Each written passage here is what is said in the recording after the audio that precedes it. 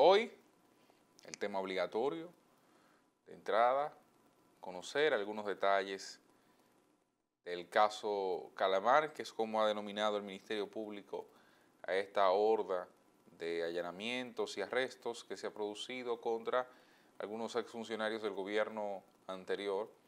Y esto evidentemente será tema de conversación durante la próxima semana, por lo menos completa. Miren, de entrada señalar que ayer una serie de arrestos y antes de ayer se ejecutó. Aquellos que me siguen, por ejemplo, en la red social Twitter, en @ChrisCapRD, se pudieron dar cuenta cuando pasadas las 11 de la noche, este servidor estuvo colocando la información sobre cómo se estaban produciendo los allanamientos en la residencia de José Ramón Peralta, exministro administrativo de la presidencia. Eso evidentemente generaba una situación de bastante dificultad para esa familia porque, bueno, la realidad es que se lo esperaban. La realidad es que se lo esperaban. Pero no era solamente ese el allanamiento que se estaba produciendo sábado por la noche, sino también que en propiedades de Gonzalo Castillo, ex ministro de Obras Públicas y ex candidato presidencial del PLD, pero también en propiedades del ex ministro de Hacienda Guerrero, así como Daniel Omar Caamaño, Contralor General de la República en gobiernos anteriores, Luis Miguel Picirilo, quien fuera director del CEA, del Consejo Estatal del Azúcar, Claudio Silver Peña, los exdirectores de casinos y juegos de azar, Oscar Chalas Guerrero y Julián Fernández, asimismo como Roberto Santiago Moquete, Agustín Mejía Ávila, Emil Davila Fernández, Marcial Reyes, Alejandro Constanzo, Yajaira Brito Encarnación y Analinda Fernández. Todos ellos detenidos en presuntos casos de corrupción administrativa en diferentes versiones o en diferentes denominaciones. En esencia, enriquecimiento ilícito, lavado de activos son parte de las acusaciones que versan en contra de estas personas. ¿Qué sucede?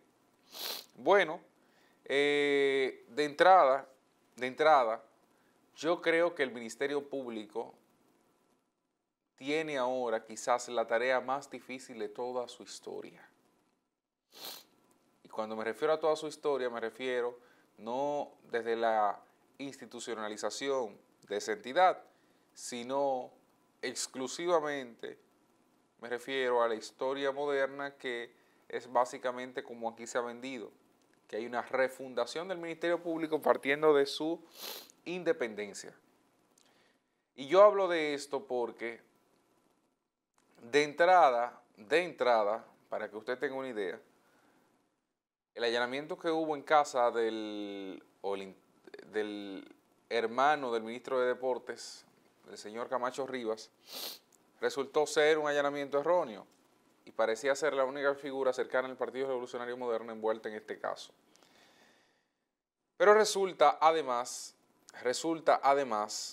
que en esta situación, lamentablemente,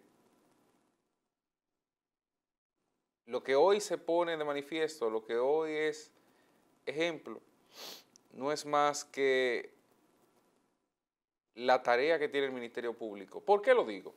Miren, el Ministerio Público lamentablemente no ha podido llevar todavía a una gente a prisión. En los casos de corrupción que ha tenido en este gobierno y en los anteriores, porque es el mismo Ministerio Público, es la misma Jenny Berenice Reynoso, es el mismo Francisco Camacho, es la misma Mirna Ortiz. Ahí la única persona que ha cambiado es básicamente doña Miriam Germán Brito, que es la titular. Pero el ministerio que estuvo en los últimos años de Danilo Medina y el Ministerio Público actual, en esencia, en las posiciones de persecución de temas de corrupción, son las mismas personas. Ese Ministerio Público no ha sido capaz todavía de llevar a una persona a prisión. O sea, de obtener una sentencia de la cosa irrevocablemente juzgada, de que esa persona tú puedas señalarla como imputado, como responsable de un hecho. Me refiero evidentemente a cabezas, a personas de alta notoriedad pública, porque, bueno, en el caso Supérate, lo que hay un reguero colmadero preso, en el caso de Lotería 13, Operación 13, ahí salió el director, pero se quedó una buena parte de los presos. Ahí hasta un ciego hay preso, y el director, que pudo ver todo, no estaba preso.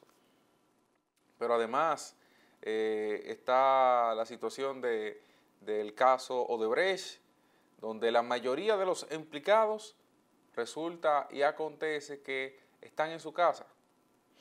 Y digo la mayoría porque hay dos de ellos, de los imputados, que todavía están en un proceso de apelación y demás, que fueron los únicos dos de un caso que inició con cerca de 14 personas, si la memoria no me falla, y que inició con 14 con la esperanza de que fueran incluidos otros más. Y ya Odebrecht está operando incluso en República Dominicana, no con el sector público, pero está operando en República Dominicana con normalidad. Y así usted se va dando cuenta de que lamentablemente el Ministerio Público ha sido incapaz de probar una sola teoría del caso. Mi esperanza con esto es que lo que ahí plantee como elementos de prueba y como todo ese argumento y ese caso blindado que tradicionalmente lo pone sobre la mesa, que eso lo convierte en una sentencia. Porque si de algo adolece este Ministerio Público es de la capacidad, reitero, de hacer teorías del caso, de convertirlas en sentencia, de convencer a un juez y llevar los elementos de prueba que sirvan para desmontar estructuras criminales del Estado. Eso no lo ha podido hacer el Ministerio Público. Por lo tanto, el reto es para el Ministerio Público. El reto hoy es para el Ministerio Público de probar eso. Y en esa tarea, pues evidentemente tendrá que incurrir en muchas estrategias que puedan desmoronar ese derecho constitucional a la inocencia hasta que se demuestre lo contrario, a esa ruptura de la inocencia. Fue prudente de parte del Ministerio Público hacer esos allanamientos un sábado por la noche. Yo insisto en que esos son crasos errores. Yo nunca le he visto sentido que el Ministerio Público se meta a la vivienda, a la propiedad de gente que está a la disposición de la autoridad. No es un capo, no es un narcotraficante que se ha escapado y que ha sido solicitado previamente, no. Estamos hablando de gente que cuando se le solicita va. Ahora, ¿se escaparon en alguna ocasión? ¿Intentaron hacerlo? Ya ahí la historia puede cambiar.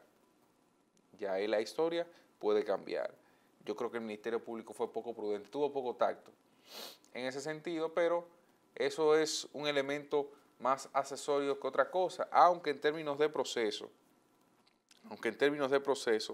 eso puede, digamos, que costarle la vida a este proceso. ¿Por qué lo digo? Bueno, porque el Código de Procedimiento Penal establece lo siguiente.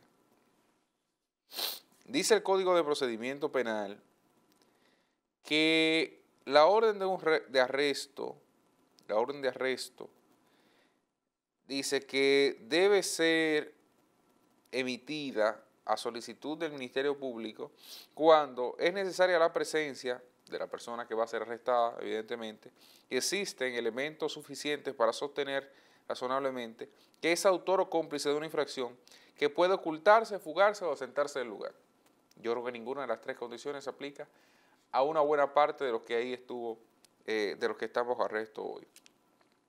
Después de ser citada a comparecer, no lo hace y es necesaria su presencia durante la investigación o conocimiento de una infracción. Dígase que ambos elementos posiblemente no lo cumplan estas personas y por tanto no haya necesidad de eso. Pero además, a mí me llamó la atención y creo que es la posición quizás más sensata de la clase política hasta ahora. Es la posición del actual diputado, pero quisiera poner sobre la mesa del ex fiscal de Santo Domingo Oeste, Elías Báez. Elías Báez plantea, en esencia, voy a leer el tuit para citarlo, para no digamos que decir una cosa por otra. Bueno, Elías Báez plantea que, a ver, dice, allanamiento de noche de casos viejos sin ir a buscar pruebas como drogas, documentos, armas, solo es morbo, circo y película. Siempre me opondré a eso, creo en el debido proceso y respeto a los derechos de los demás para que me respeten los míos, no al abuso procesal. Dice alguien que pertenece al mismo PRM, que es el gobierno jefe de la Procuraduría General de la República, y que en alguna medida cree que lo que se hizo ahí no está tan apegado a lo correcto. Lo que se hizo ahí, él dice que no está tan apegado a lo correcto. Yo creo que el PLD hoy, así por lo menos lo ha iniciado con una convocatoria que tiene no solo a la prensa, sino también a una buena parte de su dirigencia, esencialmente al comité político. El PLD hoy tiene que dejar claro, aunque no sea una persecución política, que ellos están listos para una batalla, porque de lo contrario podríamos estar asistiendo a las últimas visitas médicas previo a su muerte. Miren que se los digo, porque estamos hablando de que quienes están hoy en prisión, en esencia son parte esencial del círculo de Danilo Medina, quien, además de ser el presidente de esa organización política, es el líder hoy día de esa organización política. Por lo menos dentro, es el líder hoy día de esa organización política. Y por tanto, en esencia, afectar la imagen y el entorno de Danilo Medina para el PLD debe ser interpretado como afectar la imagen mismo del partido. Es un partido que de por sí ha ido de capa caída, pues en esencia eso puede generar alguna crispación interna. Yo entiendo que esa debe ser la actitud del PLD. Ahora, ¿qué debe pasar con los partidos que no son el PLD pero que están en la discusión? Bueno, ahí está el PRM, ahí está la Fuerza del Pueblo y ahí está el PRD, pero el PRD yo creo que no tiene vela en este entierro. Los dos primeros mencionados deben saber y deben tener la conciencia y la capacidad de ver en el momento histórico en que están y no ponerse a jugar al populismo, ni a favor del Ministerio Público, ni a favor de los implicados en el caso. Oigan bien, el PRM y la Fuerza del Pueblo hoy deben jugar una posición de imparcialidad, pero como fiscalizadores de un debido proceso. Y digo imparcialidad porque no pueden comenzar a upar al Ministerio Público, pero tampoco pueden comenzar a upar a los implicados en el caso. Ni servirle de caparazón, ni por motivos políticos de que si hay una alianza, sino irse por un lado o por el otro. Eso sería un error. Ahora bien, reitero, conscientes del momento histórico en que se encuentran, ellos deben saber que es en alguna medida un daño a la clase política y que cualquier resbaloncito puede significar el mal mayor. Lo último, estamos a 20 de marzo de 2023. Estamos a menos de un año de las elecciones. Yo creo que a la Procuraduría le cogió lo tarde para este proceso. Y creo que a la Procuraduría le cogió lo tarde para este proceso, no porque haya momento tardío para la persecución de un delito. En absoluto no. Yo creo que en justicia se actúa cuando se debe actuar, cuando se tienen las pruebas y los elementos a mano. Ahora, el calendario de persecución a políticos, no persecución política, la persecución judicial a políticos sí tiene fecha de caducidad, lamentablemente. Porque tú puedes generar un conflicto social o una victimización de personas que no son víctimas por haberlo hecho en el momento incorrecto. Estamos a un año de las elecciones de febrero, de las municipales. Cualquier discusión y sobre todo con la situación previa del Ministerio Público donde no ha ganado un solo caso, no ha podido llevar a la cabeza de las sanciones que ha hecho, pues evidentemente lo que hay de por medio puede ser nada más y nada menos que la excusa perfecta, la representación perfecta de un error político que puede costar mucho al partido de gobierno, tenga o no tenga que ver. Yo no estoy diciendo aquí que eso haya sido una línea política o que no haya sido, no. Tenga o no tenga que ver directamente, yo creo que eso puede jugarle en contra. Quisiera cerrar este comentario sobre este tema con una cita de una canción de Anthony Ríos, porque estamos en un momento donde la Procuraduría no tiene el mismo nivel de credibilidad de hace 2 años. Esa canción dice más o menos que hoy no es ayer,